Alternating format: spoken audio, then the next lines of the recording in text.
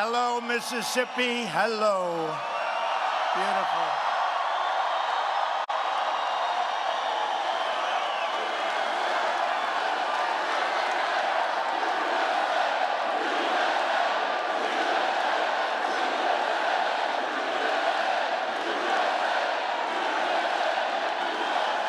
Well, I have to start by saying that 2020 is looking really easy, isn't it?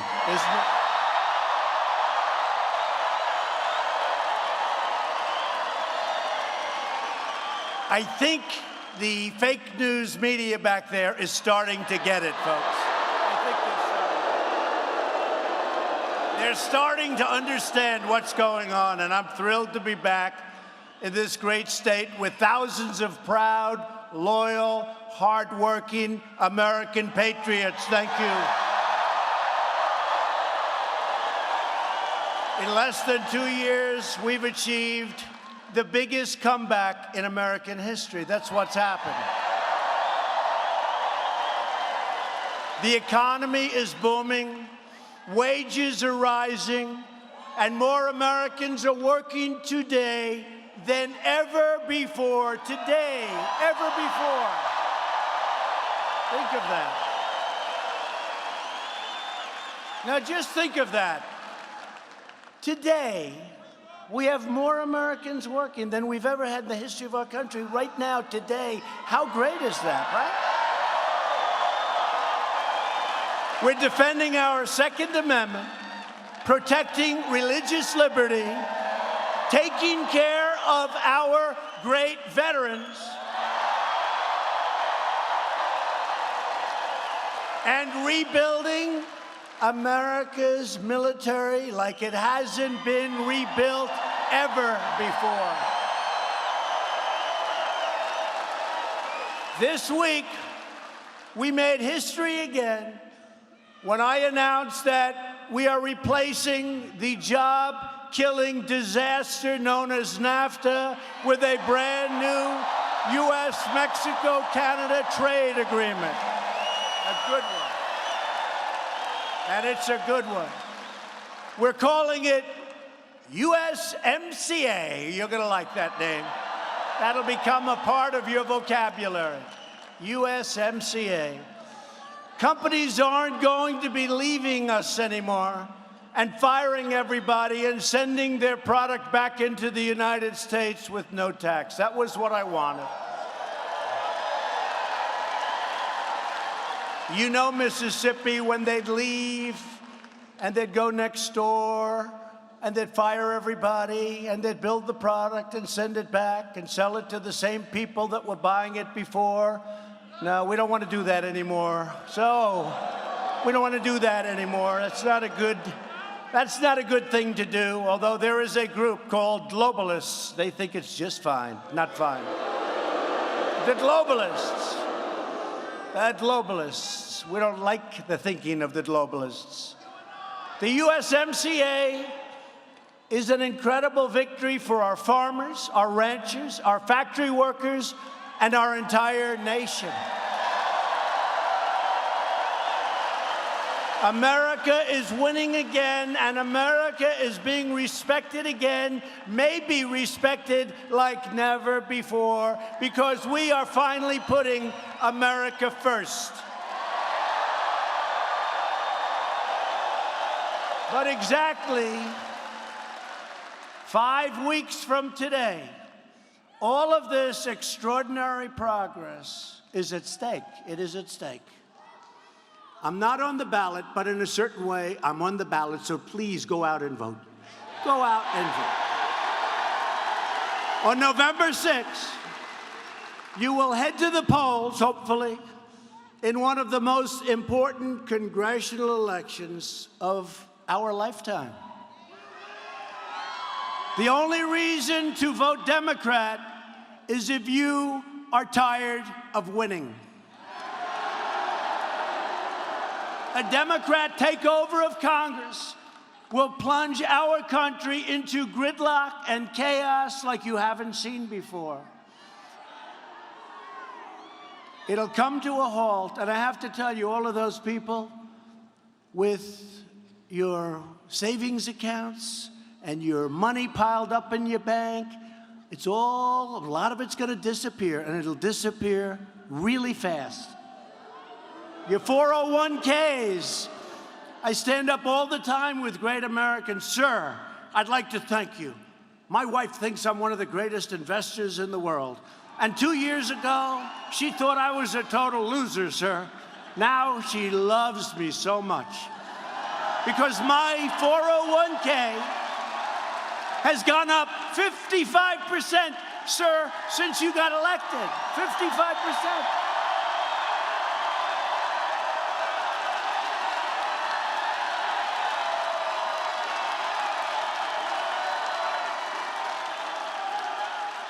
Oh, it's amazing. You can really get your wife to like you a lot when that happens.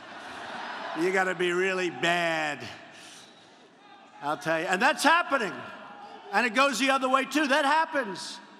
People are geniuses now, and we've helped. You know, we had probably, and even the fake news would tell you, the greatest victory in the history of this country in 2016. There's never been anything like that.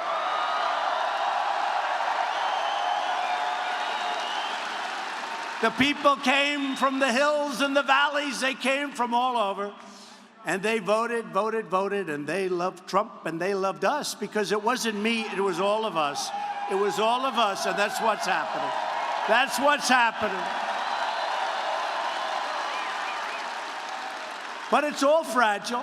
The Democrats will open our borders to deadly drugs and ruthless gangs. The Democrats, and I say this, and I've dealt with it, the Democrats are the party of crime, and that's what it is. They're the party of crime. Radical Democrats want to tear down our laws, tear down our institutions in pursuit of power, demolish our prosperity in the name of socialism and probably worse, and abolish our borders in the service of globalism. There is nothing Democrats aren't willing to do, and you're seeing it day by day, and you've seen it more in the last week than you've ever seen it before. And no one, just think of this, no one under any circumstances is allowed to speak up if you're on this side of the equation. But guess what? We're speaking up like nobody has ever spoken up before. They want to get the power that they so desperately crave that was taken away from them. All of the Democrats know, and all they really know how to do is obstruct, resist, demolish, destroy, and delay. They've been trying to destroy Judge Kavanaugh since the very first second he was announced, because they know Judge Kavanaugh will follow the Constitution as written.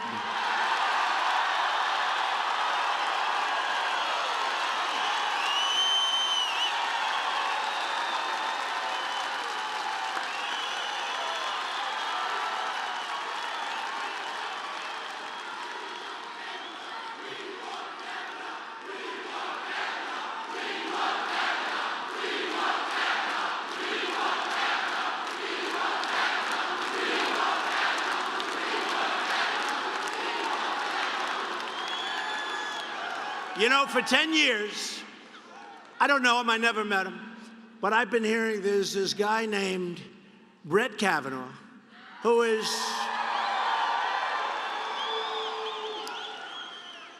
like a perfect person, who's destined for the Supreme Court. I've heard that for a long time. And a lot of smart people. And first in his class at Yale, top in his class at Yale Law School. He's led like a life that's unbelievable. He's had no problems.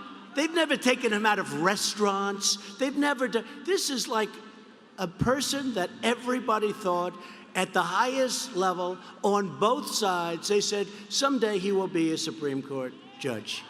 Right? He will be a justice of the Supreme Court.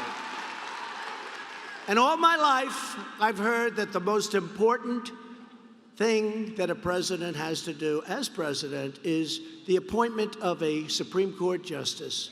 And I disagree. I think war, I think our military, I think peace, I think those things are, those things are pretty important, right? It's pretty important. They don't say that, but I say those things are pretty important. But I have to tell you, the appointment of a Supreme Court justice, and I looked at him, and I looked at the man that we appointed just before him, Justice Neil Gorsuch.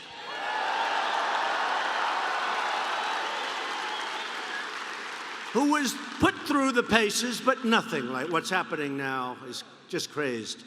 It's crazy. What's happening now, they had a gang rape,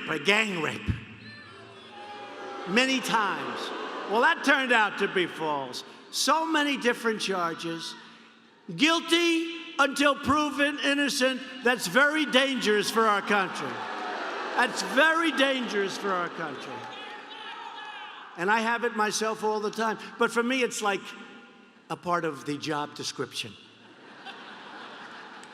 Let it happen to me. Shouldn't happen to him. Shouldn't happen to him. What he's going through, 36 years ago, this happened. I had one beer, right? I had one beer. Well, do you think it was? Nope, it was one beer. Oh, good. How did you get home? I don't remember. How'd you get there? I don't remember. Where is the place? I don't remember. How many years ago was it? I don't know. I don't know. What neighborhood was it in? I don't know. Where's the house? I don't know. Upstairs, downstairs, where was it? I don't know. But I had one beer. That's the only thing I remember. And a man's life is in tatters. A man's life is shattered. His wife is shattered. His daughters, who are beautiful, incredible young kids. They destroy people. They want to destroy people. These are really evil people. And then you see the people that are doing it. I know everyone. I could tell you things about every one of them.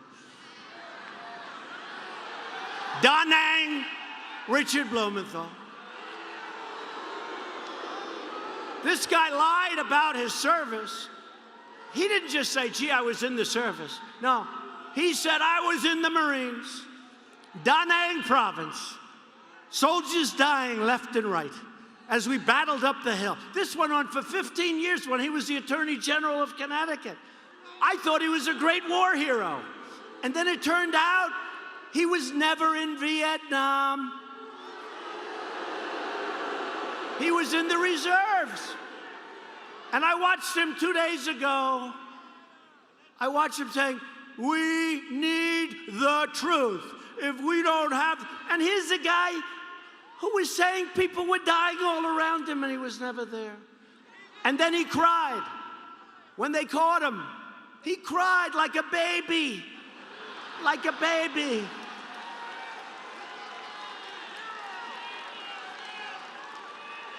When Jimmy Swaggart tried, it was nothing compared to Da Nang Richard. Nothing. Jimmy Swaggart was nothing compared to. He cried, oh, I'm so sorry. He only lied for 15 years, and now he gets up. And now he talks about lying. And this man's not lying. So Blumenthal is a fraud. He's a fraud. And the reason he got elected is because in Connecticut, it's impossible for a Republican to get elected. And I did well there, but you can't. He actually gave up the race. He thought he lost. You remember that? He sort of he stopped campaigning. It was over. And then he won by 3 points. And we have him in the Senate. And now he's this great, honorable guy. Because you know why? The fake news doesn't ever want to put that stuff on. They don't want to talk about it. They don't ever want to put it on. They're a bunch of fakers. And then you have Cory Booker, right? Cory Booker. Here's a guy who destroyed, practically by himself, the city of Newark, New Jersey. He was such a bad mayor. And see what he wrote himself about women. Check it out, folks. Check it out. Then he talks, how dare you treat a woman like that? Take a look at what this guy wrote. And I know about every one of them. I could go on and on. How about Feinstein? How about her? We need more time for the FBI. The FBI has to do a more thorough search. We had another woman just reported by a sleazebag lawyer named Aviate. Sleazebag. Sleazebag. We have, well, it turned out even NBC, who's as bad as they get, even NBC couldn't shield her with that interview. Did you see that interview? This woman had no clue what was going on. No clue. And yet she made the most horrible charges against a #1 in his class at Yale, perfect human being, great father, great husband. This is a great person. And people are saying, well, maybe it's true. And because of the fact that maybe it's true, he should not become a United States Supreme Court Justice. How horrible is this? How horrible is this? So this is an important time for our country. This is a time when your father, when your husband, when your brother, when your son could do great. Mom, I did great in school. I've worked so hard. Mom, I'm so pleased to tell you I just got a fantastic job with IBM. I just got a fantastic job with General Motors. I'm so proud. Mom, a terrible thing just happened. A person who I've never met said that I did things that were horrible, and they're firing me from my job, Mom. I don't know what to do.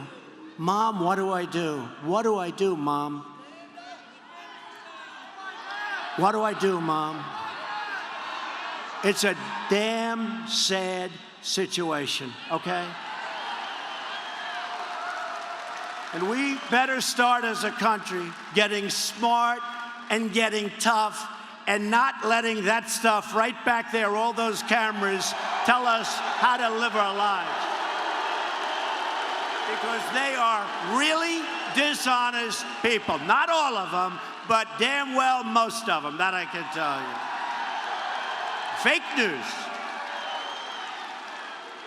So that's something to think about, right? That's something to think of your son, think of your husband. I've had many false accusations. I've had so many. And when I say it didn't happen, nobody believes me. But it's me. It's my job description. Mr. Trump, it's okay. You can say whatever you want. They can say whatever they want about me. It's fine. Because we have the worst libel laws anywhere in the world. They can say anything they want, and we can't sue them. Because if you're famous, you can't sue. Figure that one out. But to take people that are just outstanding, have had great lives, and that life doesn't mean a thing. And you notice with the judge, they don't talk about his last 35 years. They don't talk about what, everybody knows him. He's a very well-known, the most highly respected person. Until the last couple of weeks, because they're destroying him and they're destroying his reputation, and we can't let that happen. We can't. Can't let it happen. And I don't even know him, folks. I don't even know him. I met him for the first time a few weeks ago. I don't even know him. So it's not like, oh, gee, I want to protect my friend. I want to do what's right for this country. This is a very important time in our country. Okay? Very important thing. Very important time in our country. The Democrat Party has become too extreme. This is an example of it. And too dangerous to be trusted with power. That is why you must vote Republican on Election Day, and you have to go out and vote.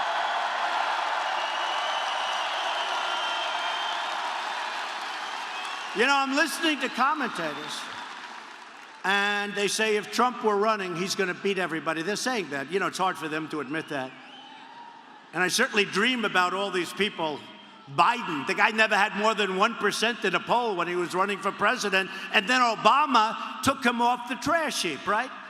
Biden, I hear Biden wants to take me to the back of a barn. He would be in big trouble, I will tell you. Remember he said that? I'd like to take him.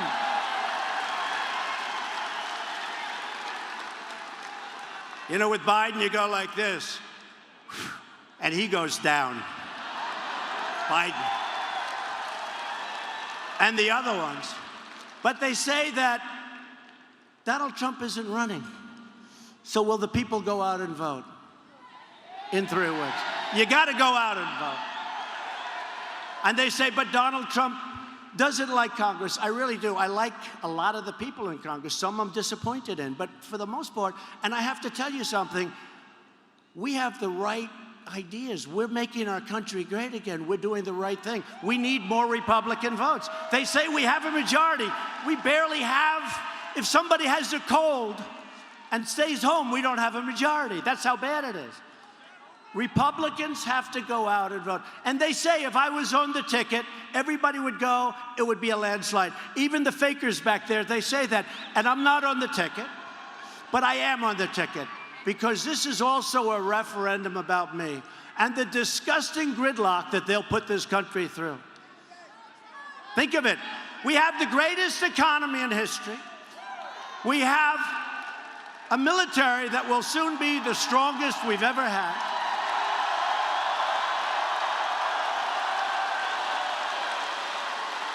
Our country is doing so well, and then we have a Maxine Waters saying we have to get rid of him. We have to get rid of him. Maxine Waters. And Nancy Pelosi, she's another beauty. Get out and vote. I want you to vote. Pretend I'm on the ballot. And don't worry, we'll be on the ballot in 2 years, and we will do a landslide like you wouldn't believe.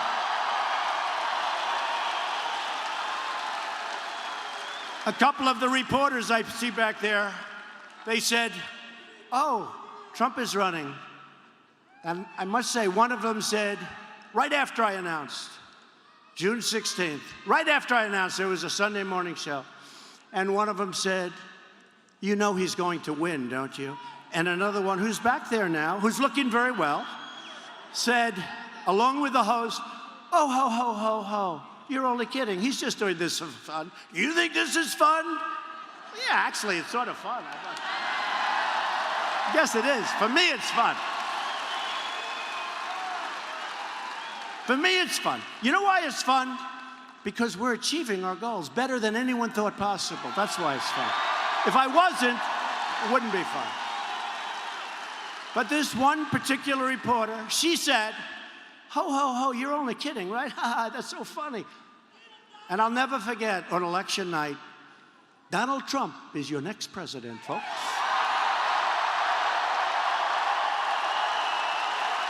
And it's driving them crazy. So we're thrilled to be here tonight, and I am having a lot of fun. But it is true, I'm having fun because nobody ever would have believed in a million years that we would have accomplished what we've accomplished. Nobody has accomplished more in 2 years. You take a look at the first 2 years of any nobody has even come close to accomplishing what we've accomplished. And I'm doing it for you, and we're doing it together because this is a whole thing that has never happened in our country before. You know, it's interesting. When we first started, there were a lot of people always showing up. And by the way, you think this is a big crowd in here. This place is packed, right? Right to them. And if there was one empty seat, they would say, as the Washington Post did say, the Washington Post came, you saw that, right? Came to an arena someplace 4 hours early, and they hadn't started letting the people in yet. And he put a picture of an empty arena. There were tens of thousands of people outside waiting to come in. The Washington Post put a picture of an empty arena, and they put a caption to the effect, "Mr. President, not a very good crowd, is it?" And you know what happened? And they had a picture up of an empty arena like I didn't even land for 4.5 hours later. And when I landed, that place was just like this. It was packed with thousands of people outside.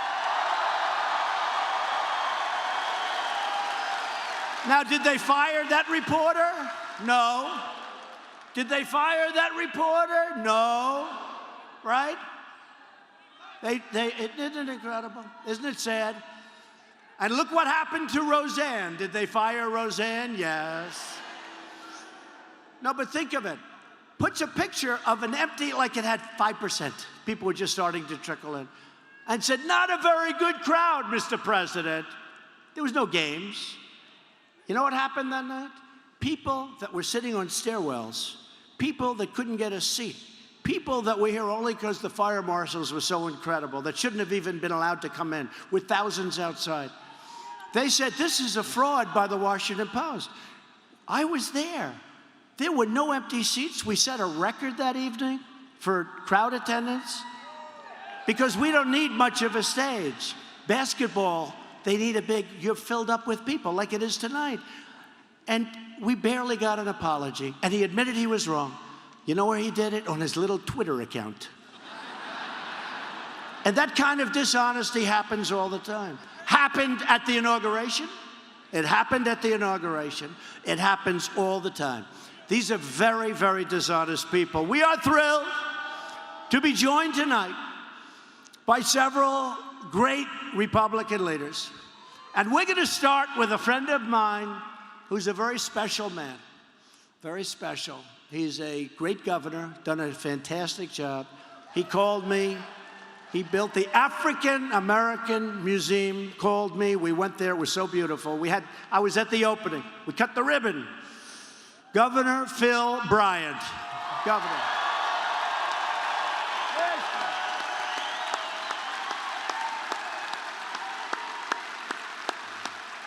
Thank you, Phil. Thank you, Phil. Should we bring Phil up here? He's been sick. Come on. Get up here, Phil. Come.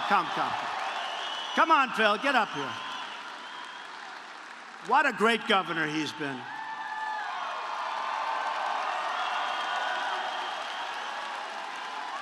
Look at this guy. Is he central casting or what? Is he? Look at this.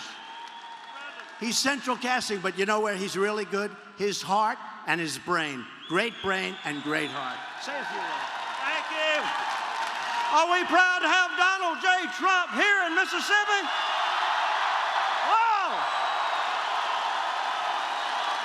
All right, I won't get started, but I can tell you what, this man has done more as President of the United States in 2 years than any president that I can ever remember or ever studied about. He is a remarkable man that is making America great again.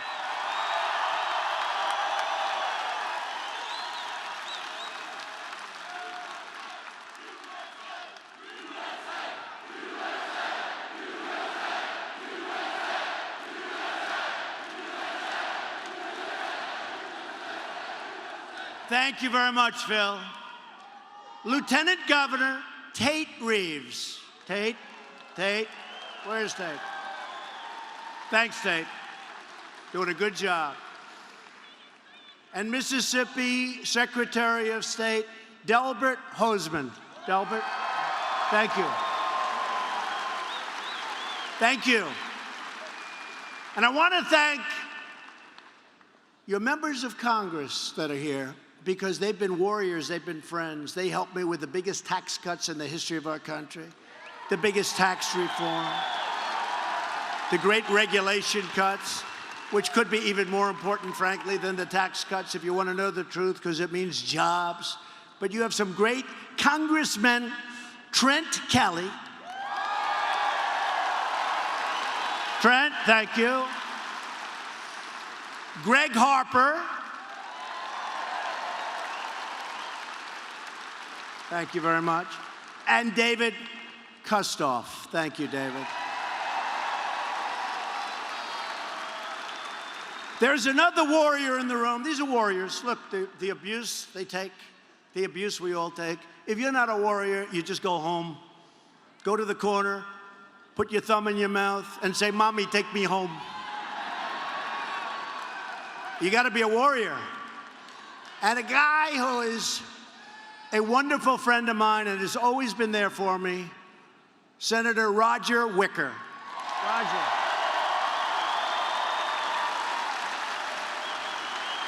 What a great, and Mrs. Wicker, thank you. What a great guy. And he's doing great. Get out and vote for him anyway. He's winning by a lot, but get out there and vote. We love Roger. Finally, I want to introduce the person we are all here tonight to support, a true Mississippi patriot, Senator Cindy Hyde-Smith. Come on up. Cindy, come up.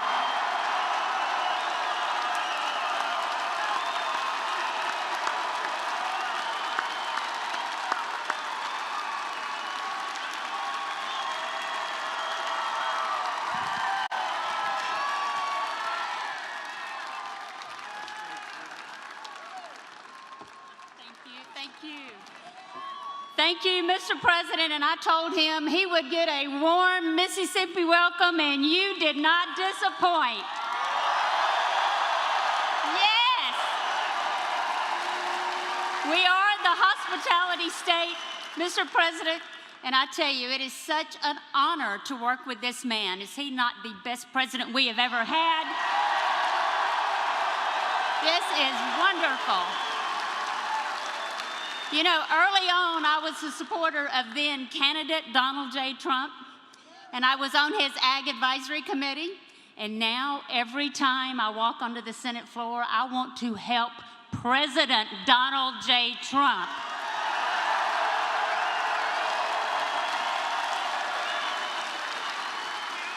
It is such an honor to work with a man that I tell you, he loves the veterans, he loves the military, and he loves our law enforcement as well. You know, this past week in Brookhaven, Mississippi, my hometown, we had 2 officers shot down this past weekend, and I was able to tell him about that. James White and Zach Moak, and then the next day we had a Mississippi Highway Patrol trooper, Josh Smith, shot down. And I'm just gonna ask you to remember those people in your prayers as we continue on with this. We've had a tragic week in Mississippi with our law enforcement, but this man supports law enforcement 100%.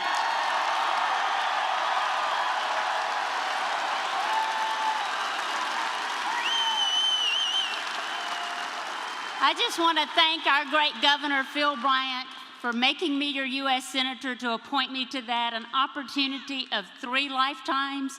Other than being the mother of Anna Michael Smith and the husband of Mike Smith, it is the greatest honor of my life. And what a treat to serve with Senator Roger Wicker. When I tell you he's been a friend, he has been a friend to me on the Senate floor, no doubt. I tell you, you know, when I was sworn in as your U.S. Senator, Vice President Mike Pence, he put this pen right here on me, and he said, "Cindy, this pen will get you in any door in Washington, D.C., but I want you to know this isn't my pen, this is your pen. This is Mississippi's pen."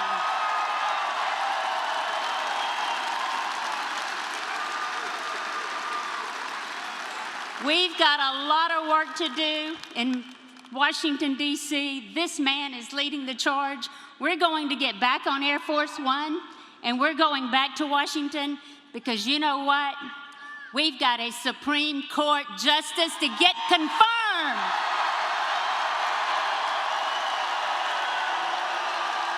We've got him. So I'm going to ask for your prayers also for the Kavanaugh family. And I'll tell you tonight, my true prayer is God will continue to bless these great state of the United States.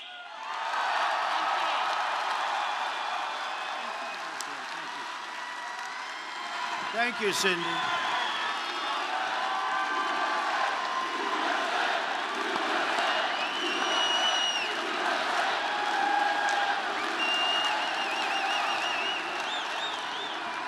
Thank you, Cindy. Great.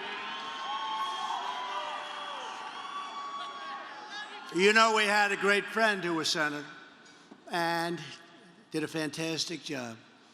And it was just his time. He called me. It was his time. And you know who I'm talking about. Wonderful man. And he said, you're going to have to appoint somebody. And I went to Phil. I said, Phil, who's the best? And Phil had no doubt in his mind. That's who he recommended. And since then, Cindy has voted with me 100% of the time. She's always had my back. She's always had your back. And a vote for Cindy is a vote for me and make America great again.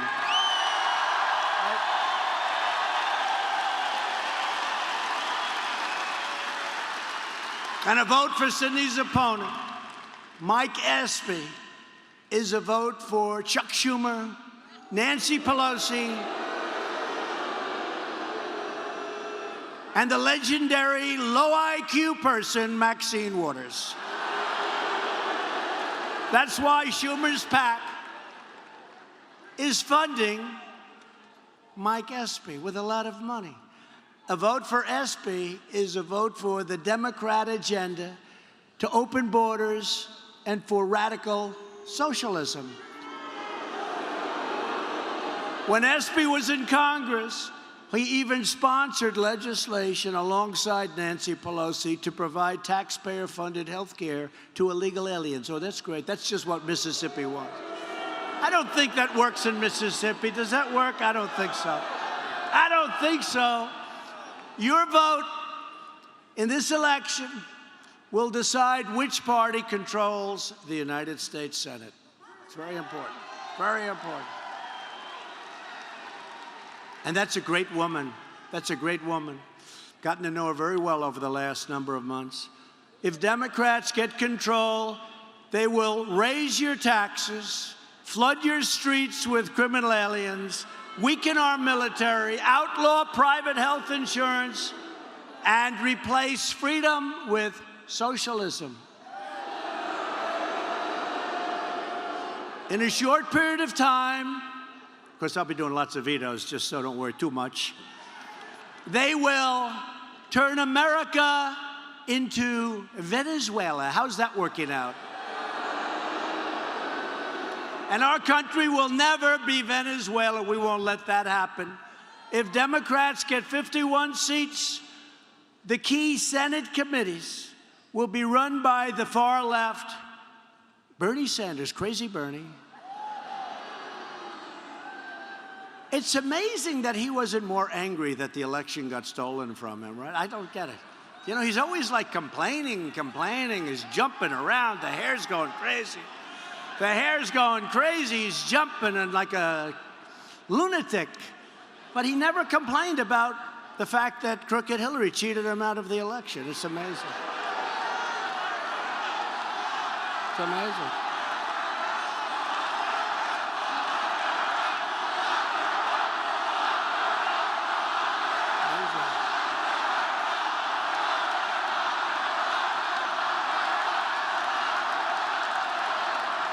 You know, Bernie was on television recently, and he was screaming and ranting and raving.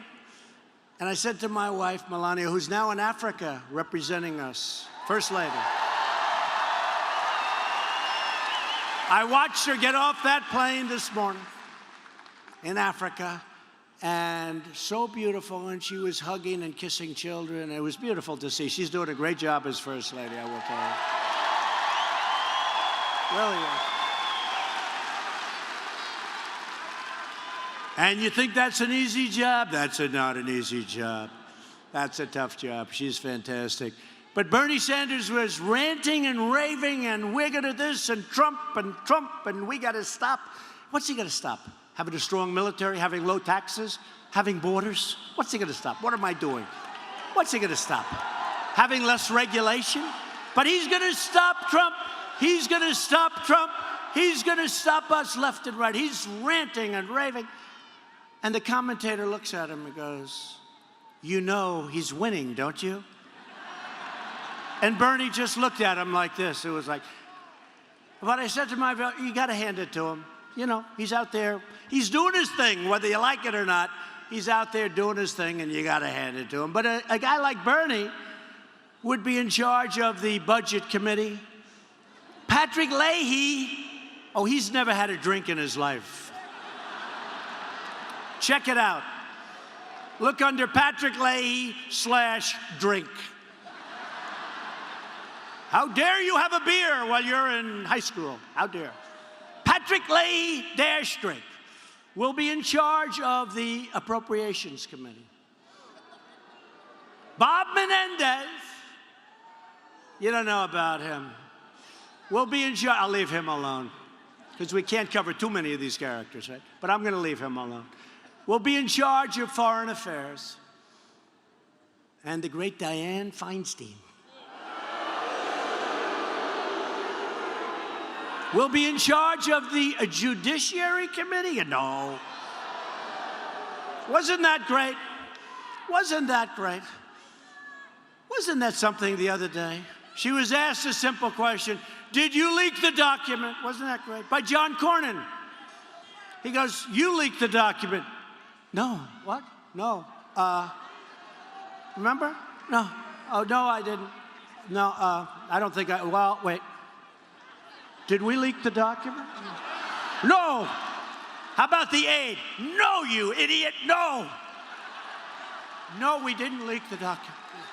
We didn't leak the document. No, we didn't. That was the worst body language that I've ever seen. Ah, what a group. What a group. Holier than thou, aren't they? Holier than thou. You know the expression, right? What a group. Also at stake in this election is Medicare. Democrats in Washington want to raid Medicare to pay for their socialist agenda. They're going to destroy it. Republicans want to protect Medicare for our great seniors who earned it and paid for it. Right? Right? And we will always protect Americans with pre-existing location. Well, you have to do that. Pre-existing conditions. We have to take care of pre-existing conditions because it's just the way life is, folks. We have to do that. And the Democrats are talking about it, and they can't do it because they have no plan. So just put it down. And some Republicans say, is that a Republican thing? Whether it is or not, and to me it is, and it always will be. Pre-existing conditions will always be taken care of by us. Have to do it. We have to do it. We have to do it. And we want to do it. I want to do it. We're all going to do it. We're doing well. We'll take it from China. We'll take it from the European Union, who has taken advantage of us for years. We'll take it from Japan. We'll take it from our new, beautiful transaction, which is a fair transaction, and good for them, too. Mexico, Canada. We're going to have plenty of money coming in, folks, when we fix up these horrible trade deals. So we're going to take care of pre-existing conditions. People that have a problem are going to be helped by the Republican Party from the time I got elected, really. You look at what we've done with Obamacare. It's a disaster. We had it beaten, but I'll say it a different way than I have been saying it. We didn't get one Democrat vote. We had it repealed and replaced. A little shocker took place early in the morning. But the fact is, we didn't get one Democrat vote. We would have saved $1 trillion. Think of it. Our country would have saved $1 trillion had we gotten that extra vote. We didn't get one vote from one Democrat. But we've pretty much dismantled it, and here's the nice story. We've managed it well, and your premiums have gone up very little by comparison. Remember, they're going up 156, 201, 187, 116%. Now we have it down, but we're getting rid of it entirely. We're going to have great health care. The new platform of the Democrat Party is to abolish ICE, the brave, brave people of ICE. In other words, they want to abolish immigration enforcement entirely. That's what they want to do. Democrats also support strongly sanctuary cities of death. Sanctuary cities. Every day, sanctuary cities are unleashing vicious predators and bloodthirsty killers like MS-13 into our communities. They go out and they hide out in sanctuary cities. Then they come into our cities and our towns. And then we send ICE in, and ICE has no problem. You know why? Because ICE is much tougher and much smarter than them. And ICE has done an incredible job. And they grab them by the neck and they throw them the hell out of our country, or they throw them into jail.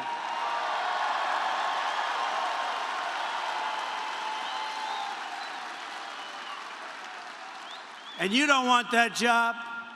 And you don't want that job. And you don't even want, although maybe you could handle that job. Right? But they do a fantastic job. And we have to cherish our law enforcement. And that goes for Border Patrol. That goes for ICE. We're setting records on the border on arrests. We don't want to do that. We're building the wall. It's going up. But getting money is brutal. Brutal.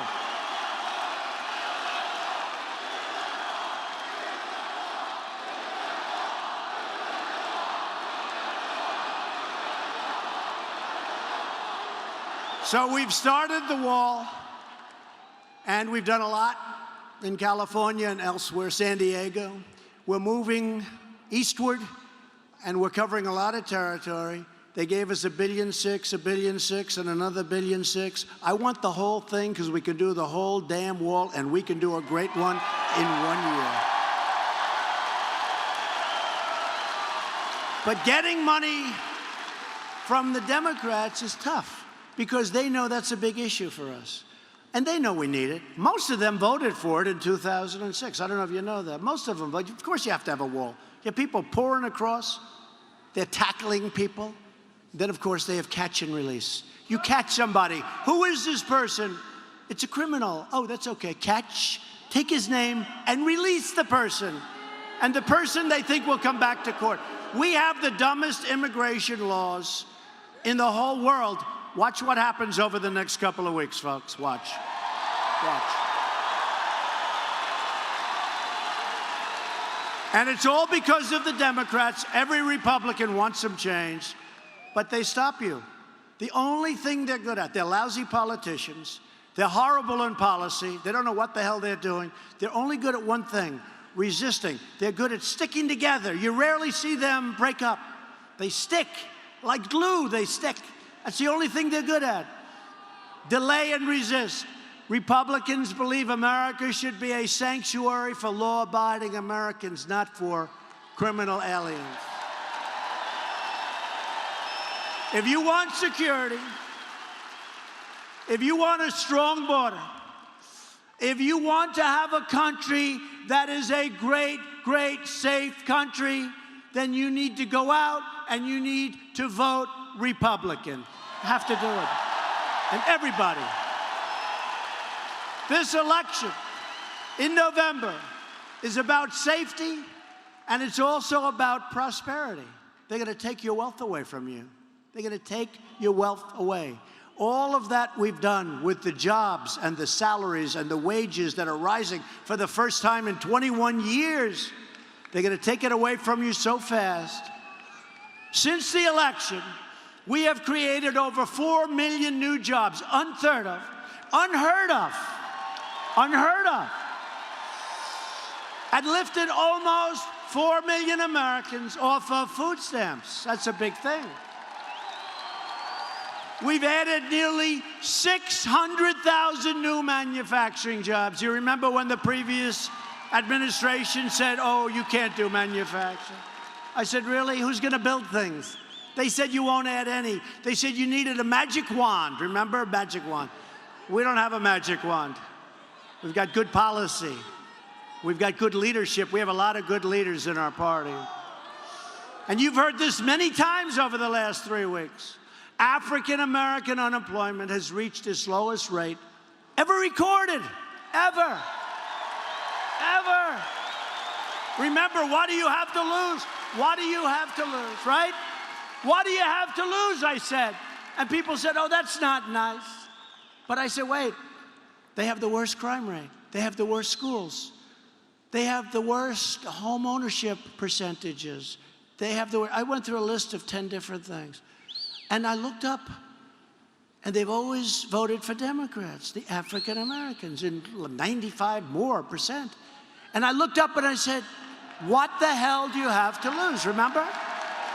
And now, not only do they have the lowest unemployment rate in history, but African American poverty has reached its lowest rate also ever recorded. It's a great thing, right? So, and we've just started. We've just started. Remember, same true for Hispanic Americans. The lowest unemployment rate ever recorded. Same for Asian Americans. Lowest unemployment rate ever recorded. Women, lowest unemployment rate in 65 years.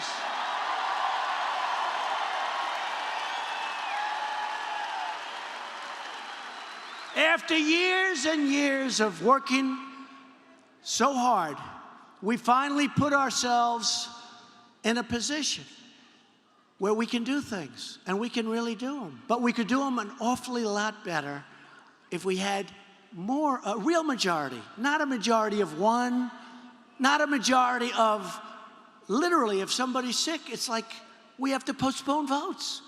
We need a real majority, and we're going to do everything that you've been looking for a long time. Now, with that being said, we've done so much. We've done so much. We've just finalized the tremendous new trade agreement with South Korea, where it was a disaster. That was a Hillary Clinton catastrophe. Remember, she said, we are going to create 250,000 new jobs. And she was right for South Korea. It was good. And we've just totally renegotiated it. We've made it good. And we've opened up new negotiations with Japan, who would not negotiate with the previous administration. You know why? Because they said, no, we're happy. Why should we negotiate? We're not going to negotiate. Well, we said we want to negotiate. And with the European Union, we want to negotiate. And they said, I love you too. You're not my type, but I love you.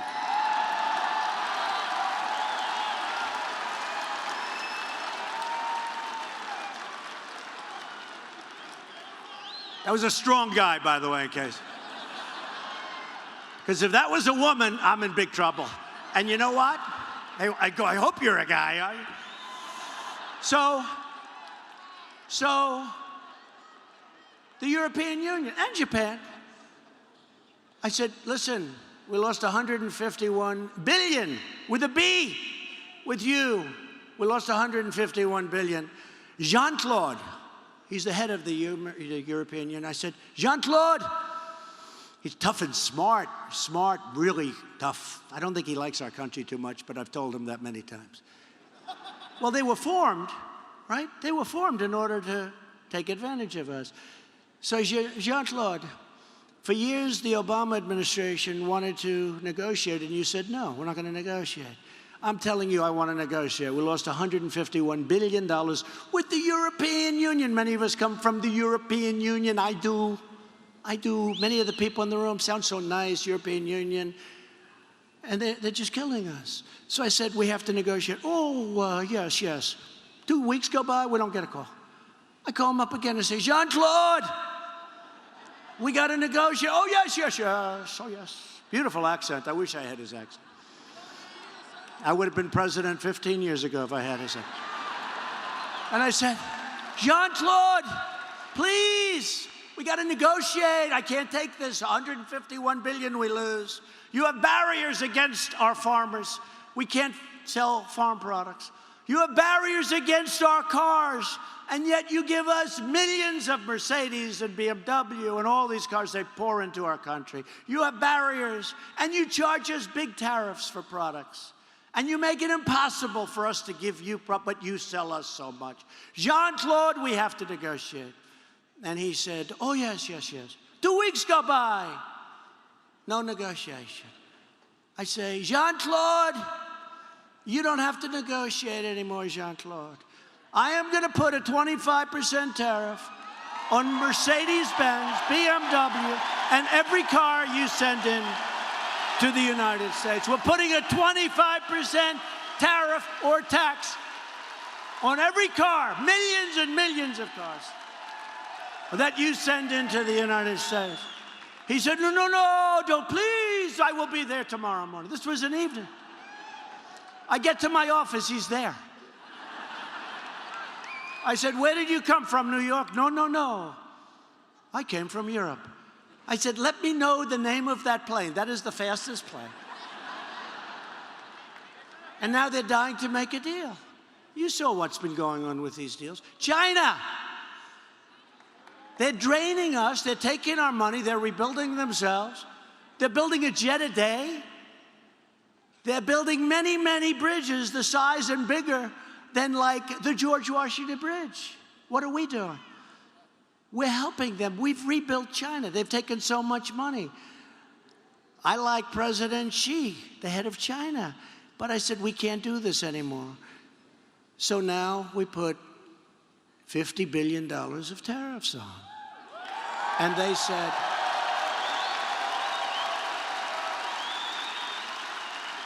said, no, no, no, no, you cannot do that. If you go 50, we'll go 50. I said, wait a minute. We're already $500 billion behind. So if I go 50, you go 50, that means we're at the same place we started from. That's not what this is all about. We have to bring some balance. We can't do this. So they said no. So it was 50 at 10%.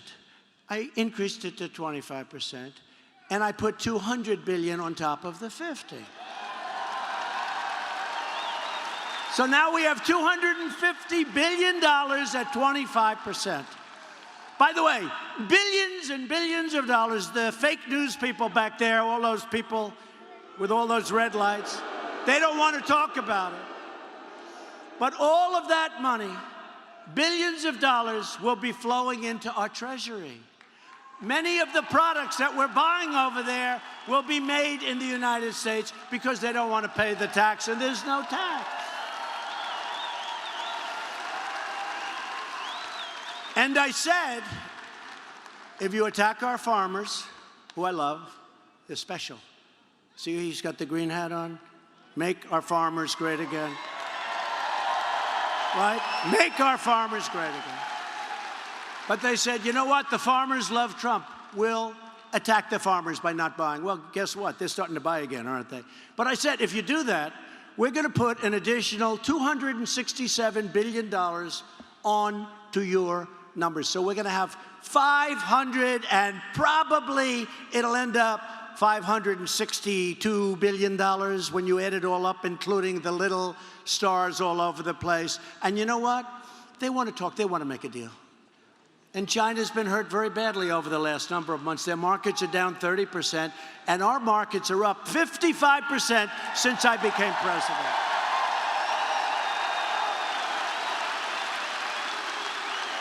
And I hope we can make a deal with China, but honestly, who knows? But we're very happy where we are. Very, very happy. And I want to thank the farmers, because, you know, I watch the farmers. And they say, and don't forget, the farmers have been going down like this for 20 years, long before I got here. We're going to bring those green caps. You're going to be so proud of me, okay? You're going to be so proud. They want to talk, and at some point they're talking. But I told them just recently, you're not ready to talk yet. You're not ready. In all fairness, they've been making so much money, it's hard for them to say they're making $500 billion a year because we had, let's be nice, we had presidents that it wasn't their thing. But it is my thing. Do you know how wealthy our country would be if they didn't have these really stupid deals all over the place? So many of them. And how about our military deals where we protect rich nations and we don't get reimbursed? How about that stuff? That's changing too, folks. We protect Saudi Arabia. Would you say they're rich? And I love the king, King Solomon, but I said, King, we're protecting you. You might not be there for 2 weeks without us, You have to pay for your military. You have to pay.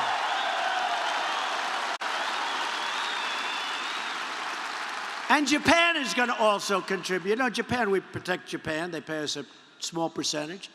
We protect South Korea. They pay us. And by the way, we're doing great on North Korea, but South Korea, they got to reimburse us. They got to reimburse us. Republicans passed, and I signed the biggest package of tax cuts and reform in the history of our country.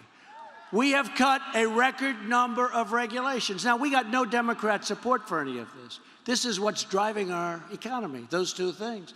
We have approved a record number of affordable, generic drugs. Watch what's going to happen to drug prices. And to help critically ill patients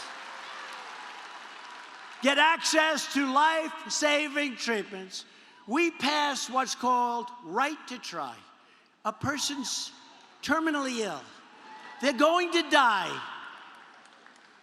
And before me, if we had a drug that was really looking good or promising, we wouldn't give them because we didn't want to hurt the person. They're going to die. And it is actually much more complicated than that. They've been trying to pass this for 45 years. Well, 2 months ago, I signed Right to Try. We have the greatest drugs in the world, the greatest drug makers in the world. I would watch wealthy people travel all over the world trying to find a cure. And poor people just went home. They had no hope. Now they have the right to try. If we have a drug that looks good, but it's 2 years or 3 years or 4 years out, and by the way, we brought that number from 15 years, we think it's going to be down to 4, and in some cases 3, way down. Scott is doing a great job. Scott, get that number down, Scott. And now we have that, I love that, Right to Try, such a great name. Right to Try. You have hope. We also passed Veterans' Choice. 44 years they tried to do it. Giving our veterans the right to see a private doctor if they've got to wait online for weeks and weeks and weeks. 44 years. And we passed the landmark VA Accountability Act. That's people that work in the VA that treat our veterans badly, and we couldn't do a thing about it. And now we can fire them so fast. We see you. I just signed legislation. And you think that was easy, getting that through the unions and civil service? That was a 48-year job. And your two senators helped me a lot. I will tell you. They helped me a lot. Thank you, Cindy. Thank you, Roger. And your congressman, by the way, helped me a lot. In particular, your congressman. I just signed legislation to completely rebuild our military, securing $700 billion, and then the following year, $716 billion to purchase the finest planes and ships and tanks and missiles and submarines on the face of the earth. All made in America, made in the USA. And we have given our troops their largest pay raise in more than a decade. Isn't that nice? About time. At my direction, the Pentagon is now working very hard to create the 6th branch of the American Armed Forces. It's called the Space Force. So you have the Air Force, you have the Space Force. Separate. The Space Force. And that's what it's all about, folks. You look at what's happening. I'm not just talking rockets to the moon and to Mars. I'm talking about defense. I'm talking about, that's where it is. It's in space. Army, Navy, Air Force, Marines, Coast Guard, right? Space Force. I withdrew the United States from the horrible, one-sided Iran nuclear deal. And Iran is a much different country. They're trying to put out all the riots they have all over that country. You know, when I became president, I looked there, before I became, I said, how are you stopping Iran? Nobody was able to tell me. And I did this, and they have shattered, man. They have shattered. I got rid of that deal. How about we gave them $150 billion for nothing? We gave them $1.8 billion in cash for nothing. And we've recognized the capital of Israel and opened the American embassy in Jerusalem.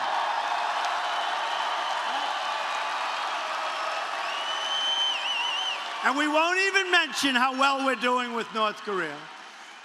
But when I came in there, too, they were going to go to war with North Korea. President Obama said it was his biggest problem. We sat before I took office. What's your biggest problem? The biggest problem is North Korea. We're going to go to war with North Korea. We're doing very well now with North Korea. You don't feel that way anymore, right? You don't feel that way anymore. And the fake news comes out and says, he's giving so much. I haven't given anything. We got our hostages back, right? We've got a lot, and we're getting the remains of our great fallen heroes back. There's been no rockets launched. There's been no missiles launched. There's been no nuclear tests. And we have a good relationship. And Secretary of State Mike Pompeo is going over to North Korea next week. And we're working on a second summit, and it just feels good. Now, who knows, folks? Who knows? I can just tell you, when we came in, before I came in, and at the beginning when the rhetoric was tough, right? That rhetoric was tough. These people were saying, oh, he's going to get us into a war. Well, guess what? That worked out. That rhetoric was tough. And let's see what happens, but we're doing very well. We're doing very well. For years, you watched as your leaders apologized for America. Now you have a president who is standing up for America.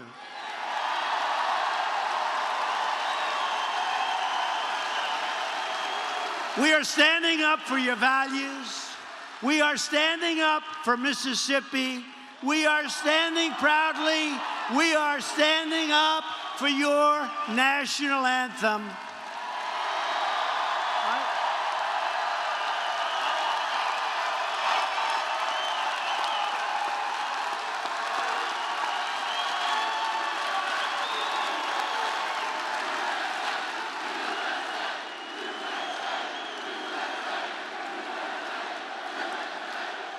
A lot of spirit. A lot of spirit.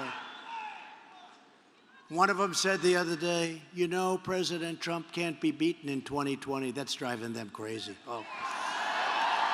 Who the hell's going to beat us? Look, who's going to beat us?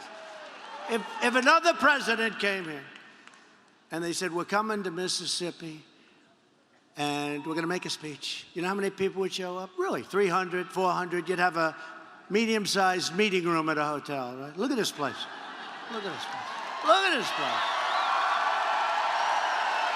We're lifting millions of our citizens from welfare to work, from dependence to independence, and from poverty to prosperity. That's what's happening.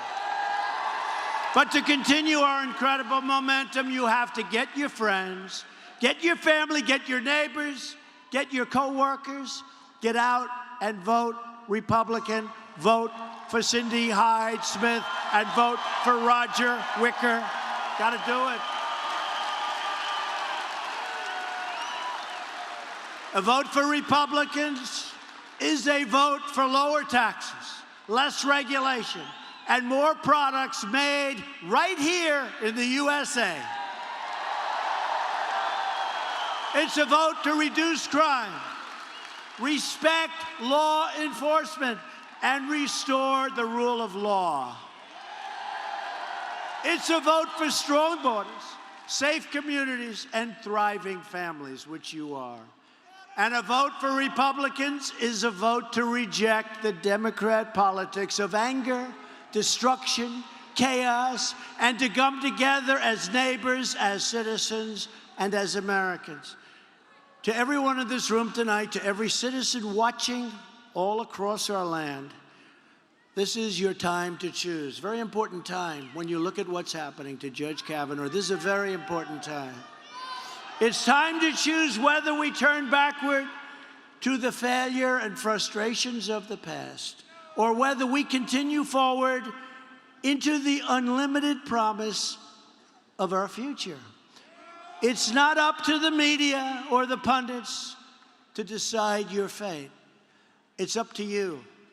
The future is in your hands, as it was in 2016. That was a beautiful time. There has never been an election like this in our country's history.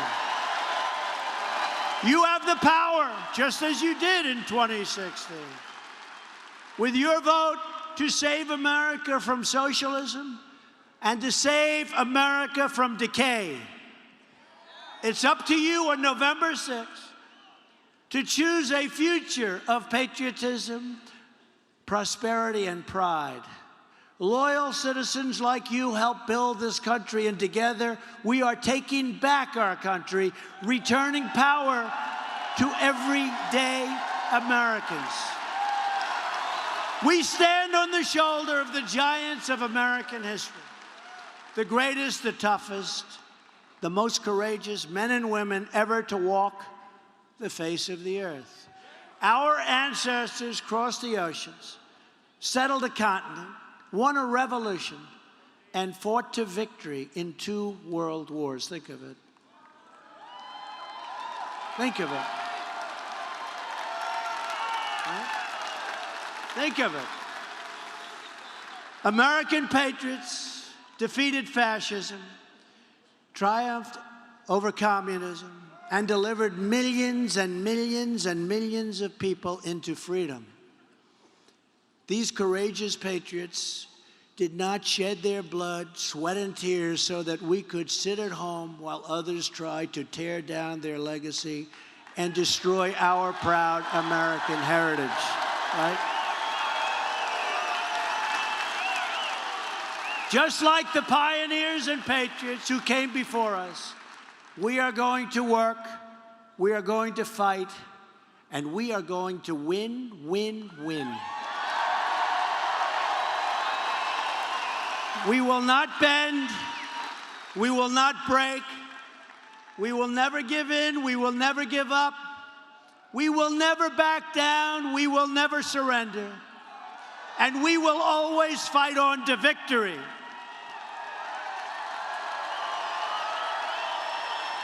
Because we are American, and our hearts bleed red, white, and blue.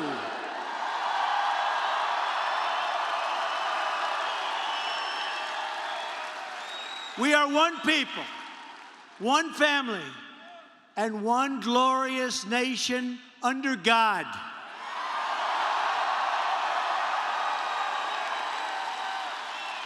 And together, we will make America wealthy again. We will make America strong again. We will make America safe again. And we will make America great again. Thank you very much, Mississippi. Get out and vote. Thank you.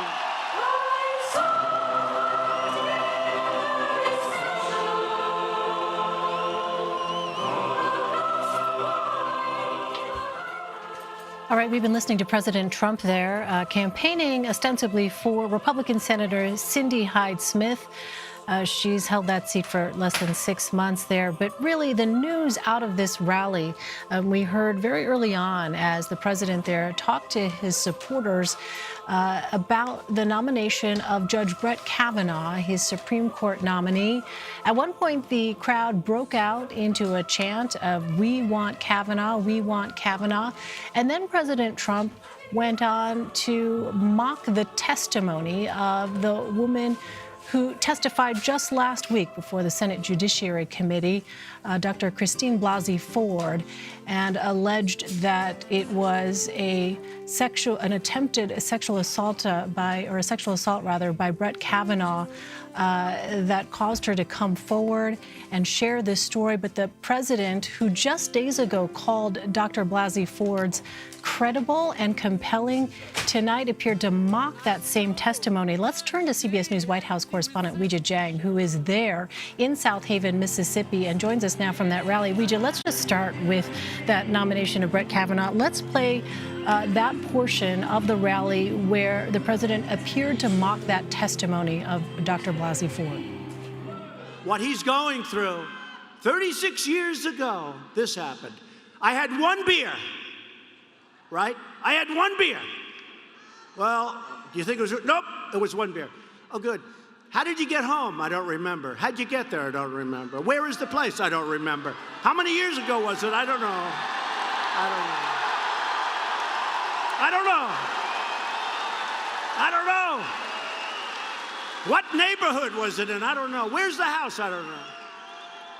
Upstairs, downstairs, where was it? I don't know. But I had one beer. That's the only thing I remember. And a man's life is in tatters. A man's life is shattered. His wife is shattered. His daughters, who are beautiful, incredible young kids. They destroy people. They want to destroy people. These are really evil people. Weijia, give us some context here. We had not heard those kinds of comments from President Trump. In fact, as I was saying just before we came to you, it was just a few days ago that the president said this of her testimony, quote, "I thought her testimony was very compelling, and she looks like a very fine woman to me. A very different tone tonight." Yeah, Lane, he went there. He went to the place where I think a lot of White House aides and Republicans were holding their breath, hoping that he would not do, because they are in such a vulnerable position right now, waiting for the findings of the official FBI investigation that the president ordered. But tonight, it was a totally different change in his tone, in his defiance, and he made pretty clear what he believes. And you have to forgive me because this crowd was electric tonight. It was such a massive rally, especially coming off of the one last night in Johnson City, Tennessee. And I think that energy really propelled him to make these statements, because as we've seen time and time again, President Trump really feeds off whatever mood the crowd is in. And this was a very raucous crowd, very obviously more than others here to chant with the president, to hang on to his every word. And I think because he really felt that energy, he went with it. You know, this was a long rally, and you could tell in the way that he was speaking, in the way that he was energizing the people here, that he really took on a different persona in dealing with the Kavanaugh controversy. Even yesterday, even though he mentioned Kavanaugh, tonight felt very different because, again, he seemed to be attacking Dr. Ford. And as you so importantly mentioned, Elaine, it seems like the farther away we get from that testimony day, the more time that passes, he begins to question her more and more, because initially, when he first made public remarks about it, he talked about how credible and moving her story was. And then he called for the investigation, and he talked about the importance of getting answers. But here we are tonight with a very different President Trump, who openly, publicly mocked her, even as his FBI continues to investigate. That's right. And Weijia, I wonder, I know it's very difficult to hear, but, you know, the president earlier on Tuesday said this, quote, "It's a very scary time for men in America regarding being accused of sexual assault." Do you have any sense of the political kind of discussions or calculations that the White House and his aides are making regarding this issue? Because as we saw there, the president clearly continues to enjoy the support from his base. It shows no signs of diminishing. You know, that's such an important point, because I do think that his aides and those very close to him perhaps warned him to be very cautious treading into this territory when he's talking about the Kavanaugh nomination. And in fact, I've talked to sources who say the problem is Trump is Trump, and he is going to be himself. And regardless of what kind of advice that he gets, in terms of the tone that he takes, in terms of the language he uses, he's going to say what he wants to. third time, perhaps fourth time that I've heard in public that he is very strong about what you just said, that he has a warning for young men in this country that the country is somehow out to get them, warning that their jobs could be at stake, warning mothers and wives and sisters that their loved ones could find themselves in a place of being falsely accused. What he doesn't address is valid allegations, Elaine. He doesn't talk about, all those credible accusations that lead to criminal charges. And he didn't talk about the women who come forward, who make those allegations and what they might be going through. Instead, he focuses, and he did today, by the way, leaving the White House, heading down here to Mississippi. He talked about, perhaps he was in Philadelphia coming here. But the point is, he talked about and doubled down on his warning to men that it's really their burden to carry because they could face these false allegations. It could really put them in a tough situation. And so that is what we heard again, as you pointed out here. Several times now, he has mentioned that, they are the ones who are victims here. Weijia, it's been a very busy news day. It continues to be. Let me also ask you about this New York Times investigative piece that was released Tuesday that alleges the president engaged in tax fraud. Can you just remind us of sort of the basic outlines of what was in that report, and how is it that the White House is responding to the claims? Yeah, just minutes before this rally started, White House Press Secretary Sarah Sanders sent a very defiant statement saying that the story was completely false and that, these were not new pieces of information, that in fact the IRS had this information in the past and they were signed off on it, and there was no criminal finding here.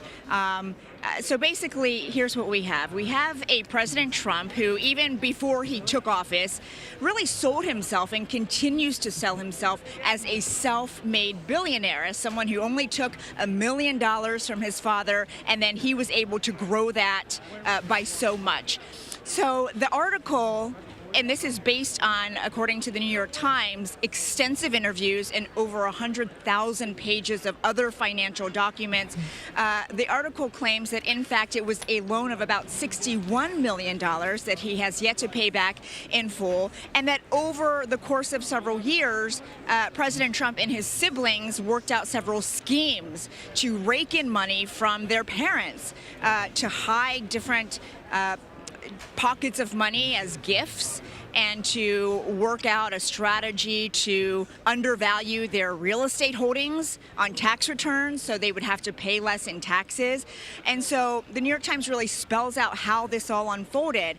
Now, I should say that an attorney for the president also released a statement saying that these allegations are 100% false. The interesting part of that statement was that he actually called out the president's other family members and said, they may have been involved in this, but the president himself was not. But we should also mention that the New York State Department of Taxation responded today saying they are investigating these new allegations that have just come to light as a result of this investigation by the New York Times. So the president did not directly address this, but he certainly continued to slam the media's fake news, putting out fake information about him. And by the way, it really does call into question this ongoing refusal for the president to release his tax returns. He could put all of this to bed by releasing his tax returns, but he cites an ongoing audit as the reason why he refuses to do that, which breaks from decades of precedents set by his predecessors, as we've seen so many former presidents do, just putting out their tax returns out there so it's not a big question looming, which it continues to be over President Trump. Yeah, we'll see if the president decides to respond further in addition to what we saw there from Sarah Sanders. All right, Weijia Jiang there in Mississippi for us. Weijia, thanks so much. Thanks. Coming up, Democrats see the delay in Kavanaugh's confirmation as a winning issue in November. So do Republicans. You're streaming Red and Blue on CBSN.